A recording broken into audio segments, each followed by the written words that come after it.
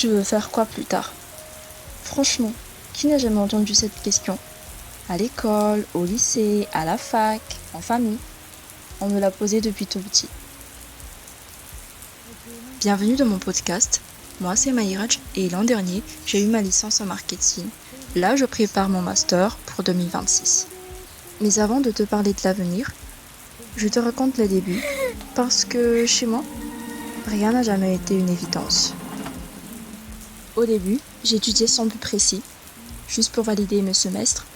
Je bossais, je passais mes examens, mais je ne savais pas pourquoi je faisais tout ça. Et puis un jour, ça m'est venu comme ça, le marketing.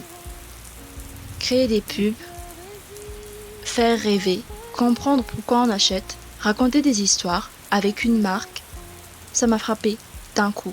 C'était ça ma vocation. En parallèle, j'étudie aussi l'informatique, plus précisément le développement. Et je me suis demandé, ça venait d'où? Déjà, j'avais un exemple chez moi, mon grand frère, et puis plus tard, j'ai fréquenté quelqu'un qui aimait coder H24.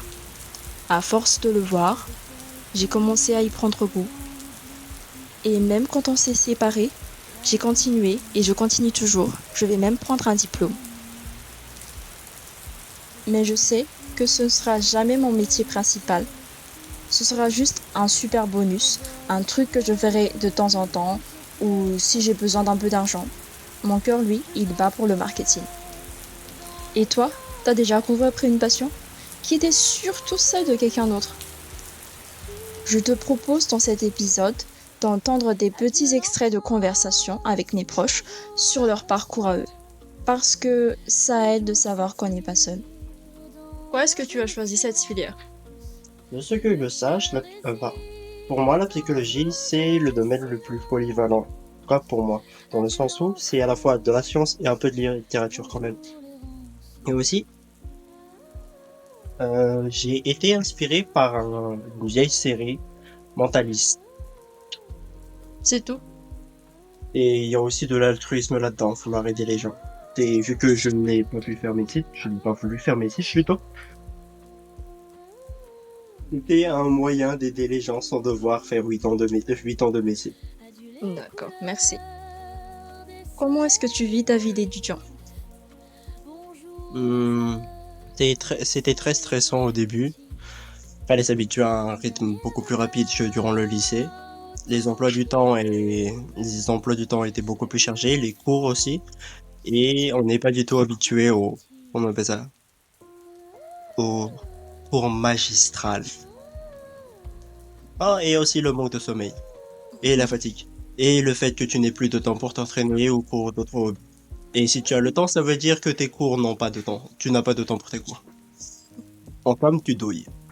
Comment est-ce que tu as vécu ta vie d'étudiante? C'était de la merde. C'était une grosse merde. Je n'ai jamais autant été épuisée de ma vie. Voilà, je n'ai jamais autant manqué de sommeil de ma vie. Ça valait vraiment pas la peine. Merci. Mais avant de faire ton choix, pose-toi cette question toute simple. Est-ce que moi, je vais kiffer ma vie tous les jours en faisant ça? C'est bien au-delà de l'argent et des handis. Focalise-toi sur toi. Est-ce que moi, je vais être bien en faisant ça? Par exemple, ma réalité, en tant qu'étudiante, c'est souvent du stress, des problèmes de santé, des remarques déplacées, des avis qui vont changer. Et toi, ça serait comment? Parce que vivre, c'est bien plus que des filtres, des stories ou des publications esthétiques. À un moment donné dans ta vie, si tu te sens perdu, va parler à la personne qui te connaît le mieux, selon toi. Demande-lui ce qu'elle voit en toi. Ça peut t'ouvrir les yeux. Mais au final, rappelle-toi, c'est toi qui décides. Et si demain, tu veux tout changer, vas-y. C'est pas une erreur. C'est juste que t'as grandi, t'as changé.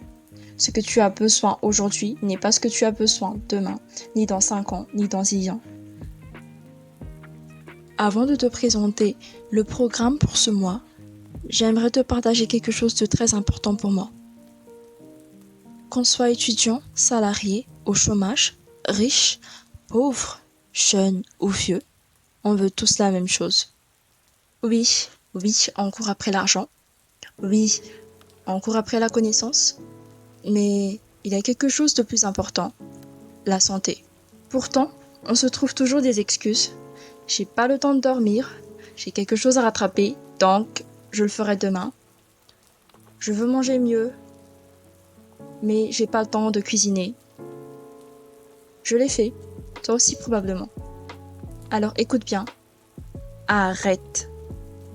Prends ces 5 minutes de pause au boulot.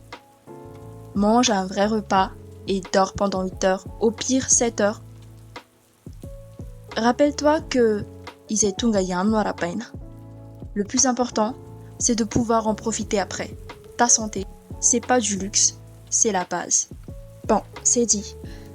Et pour ce mois de décembre, je te propose des thèmes divers sur l'indépendance financière, la santé mentale et physique, les relations et peut-être un épisode spécial vu que pour décembre, ce sera mon anniversaire d'ici quelques semaines. Je t'invite aussi à me suivre sur mes réseaux sociaux pour m'assister dans mon quotidien et au passage, je t'invite à t'abonner gratuitement sur mon nouveau compte Patreon pour faire partie de ma communauté. Le lien est dans la description. C'est tout pour aujourd'hui. Merci d'avoir écouté jusqu'au bout. On se retrouve très bientôt pour la suite. À plus.